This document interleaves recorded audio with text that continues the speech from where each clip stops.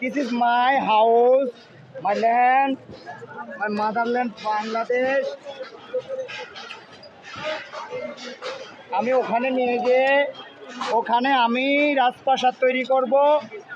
এইখানে বঙ্গবন্ধুর এই যে একটা মিউজিয়াম ছিল, সে মিউজিয়াম এখন নিয়ে নর্থ বেঙ্গলে আমি নিজের করে তৈরি করব আমার নামে। এখান থেকে রথ নিয়ে গেলাম। এটা কার বাড়ি ছিল? এটা বঙ্গবন্ধুর বাড়ি ছিল, শেখ হাসিনার বাড়ি ছিল, আওয়ামী লীগের দোসরদের বাড়ি ছিল। সেটা এখন ধ্বংস করে দেওয়া হয়েছে। আমরা দিয়েছি, ছাত্র জনতা দিয়েছে, সাধারণ জনগণ দিয়েছে। আমরা রাজপথে নেমেছি, লড়বো বলে, মরবো বলে, লক্ষ লক্ষ ভাইদের বাঁচাবো বলে।